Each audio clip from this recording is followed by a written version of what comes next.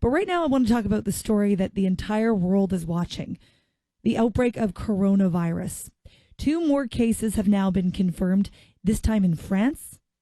That's in addition to the cases in the United States. A lot of people are on edge watching this thing.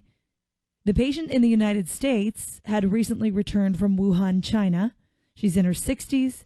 She returned 10 days ago. She landed at Chicago's O'Hare International. It's a very busy airport if you've ever been there. And healthcare workers now are monitoring her. They say she's doing okay. They have to be closely monitored for their symptoms as well to make sure they don't get sick. This is the 2nd case in the United States. Earlier this week, they found the 1st case in Washington. Now, Ontario's Chief Medical Officer of Health, Dr. David Williams, says there is no need to be panicked. He says the province is prepared for this. Should any cases be confirmed in Canada, so far, none have been. We still haven't seen a case. My guess is we will. It's a matter of where and when. The machinery is in place. It's working light years ahead of what we faced back in 2003. We learned lessons. We grew through that. We have had practice through Ebola, through H1N1, and through MERS-CoV, another virus. So here we are again. We're going to step up to the task. Ontario's ready. Our system's ready. And I think we will do our best as we monitor this and keep you informed accordingly. Okay, so all of the experts, all of the officials are saying, take a deep breath. It's fine. Don't panic. We've got this under control. We've learned a lot from SARS back in the early 2000s. What are the plans in place in Ottawa? If there was something that came here, maybe it's not even coronavirus. Maybe it's something in future. What are the protocols in place? Joining me now to answer those questions, I have in studio the Medical Officer of Health, Dr. Vera Etches. Thank you for coming on the show. Good afternoon. So what are the plans in place? Because it seems like it's not a matter of if, but when Canada will see a case of coronavirus. Because this is a new virus that hasn't been identified here, it's going to be imported. And so we have different systems that help us identify when it's imported. The first system is in place in the airports. And so the border security is making sure that everyone who comes back from a place that is at higher risk for this new coronavirus, that those passengers all get the same consistent messaging about what to do if they develop any signs of illness within the next 14 days, which is the longest incubation period that we are seeing for this virus, the period of time that it might take to develop symptoms of illness if you've been exposed and infected. And so that instruction lets people know they should be watching out for a fever or for respiratory symptoms, a runny nose, cough, and then to call their healthcare provider or their local public health agency. I can tell you the next level of surveillance system is right at the doors of your hospital, of your health clinic. The people every day routinely ask you, if you come to the emergency room with a fever and cough, to put on a mask, first of all, to stop the spread of any nasal secretions or droplets, but also if you've been traveling.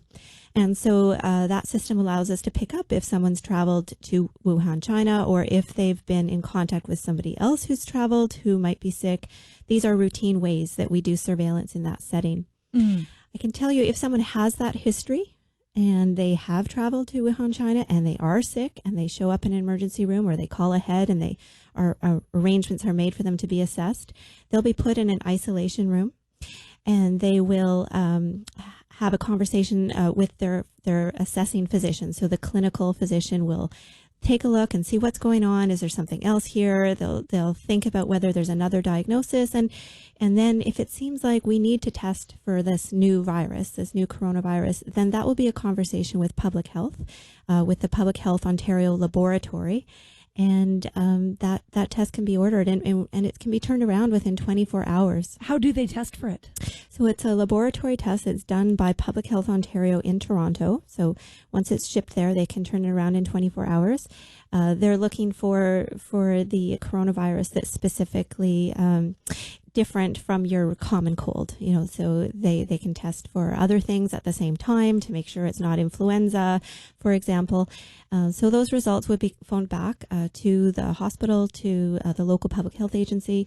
Clearly, if there is a positive result, if the case is confirmed, that will be something people will want to know about. That will be something we will communicate about, in a way that protects the privacy of that person. Mm-hmm. But it would be something then, even before a confirmed case, right when the decision's made to test that person, the further public health system of identifying contacts of that person will start to be activated. Okay, so how does that work? So somebody comes in, this is all hypothetical, there are no confirmed cases in Canada, but let's say someone comes into a hospital in Ottawa, they have done the test is turned around quickly, the person has a confirmed case of coronavirus.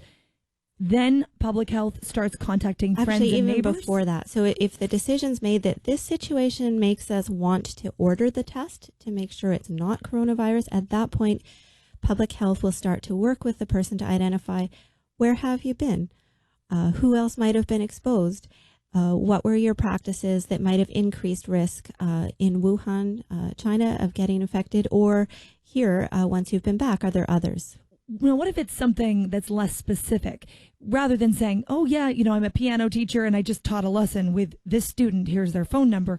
What if it's broader, like I was browsing, I was at Bayshore Shopping Center and I was there for hours and I went into 5 different stores? Well, I think the first thing is that's unlikely to happen because people are getting the notice that if they develop symptoms, they need to self-isolate and phone public health or their healthcare provider. Now, just because someone's returned from an area that's affected by the virus doesn't mean they're infectious or they could transmit. So someone is quite welcome to go shopping after they come back from China as long as they're well. And if they develop symptoms, that message is there to make sure immediately that you're not doing those things, that you're self-isolating and getting assessment. But still, sometimes, people aren't sure, am I well, am I not? That is a situation that public health would look at. What is the risk to others? We know how this virus is transmitted. It's transmitted by droplets. So that means you actually have to be close enough to someone to get snot on you, and so it's not an airborne infection that, we think of with measles, for instance. Mm-hmm. An environment that might be more risky for that, if I'm thinking about it, rather than a shopping center, would be sitting next to someone on a plane. I think we've all had that experience. I know I have, and admittedly, doctor, I am a germaphobe, where you've been sitting next to someone, you're trapped on a 5-hour flight, there's no other seats you can move to, and the person next to you is hacking up a lung. That would be close enough, right, to get those droplets that we're talking about? Yes, and if someone is sick on a plane coming into the country, that also will likely be identified at the airport, and there is a process, again, for public health follow-up that started right away. Okay, so back to the protocols in place. The coronavirus has been identified, then a number of people are contacted just to see who that person has been around. What happens after that? Are there further protocols and protections that are in place to prevent the spread? What are the people doing that are going into the room? What are they wearing?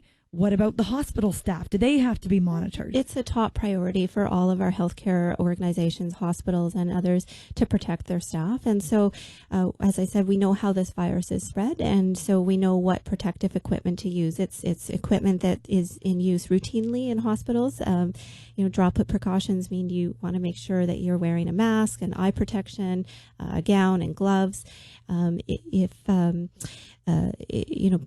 People are also using N95 masks to protect against, inhaling the virus if they're involved in that kind of close care. Mm-hmm.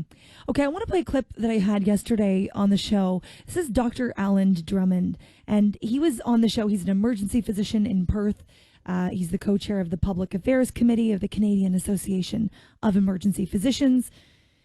And he said, in a situation like this where we're looking at the preparedness of a city, one thing he thinks needs to be called into question is the overcrowding in hospitals. And he said the issue is that our province already has a strain on the hospitals. We already are seeing hallway medicine where people are out in stretchers, they're in hallways, they're in conference rooms. And he said, we don't have the resources day to day to handle the current demand, let alone in some sort of an epidemic. We are not going to have sufficient hospital bed capacity to deal with a sudden influx of really sick people. And I envision that what we would probably end up with is Army hospitals and Army tents on parking lots trying to deal with this massive influx of sick people. So he's expressing a concern about the capacity. How much does that factor in to the plan when we're talking about all these protocols? What if we don't have beds and more than one person is impacted? There are a couple of things. We're certainly not expecting, that number of people returning ill. Sure, large numbers. But so we should be able to manage the assessment that needs to be done right now. I agree. The hospitals are very busy. It's influenza season. They're busy with that. So it's a conversation we have with all of the healthcare partners about if one hospital needs to do more assessment, if we need to divert people to different locations. There are methods to try to ease pressure in the system. I think the other thing that's reassuring actually about this virus when we look at it, it doesn't seem to be as severe, in terms of the number of people who get a severe infection, the percentage of people, it seems less severe than SARS. Right, and most of the people that have died of it already had pre-existing health problems. Right, so it could well be that people who develop respiratory symptoms have mild symptoms. We still want to identify if it's the new coronavirus. We're going to test them in hospital, but they may well be able to go home and be isolated at home. All right, Dr. Vera Etches, I appreciate you coming on the show. Thank you so much. Thank you. 3:20 on the drive home. That is our medical officer of health,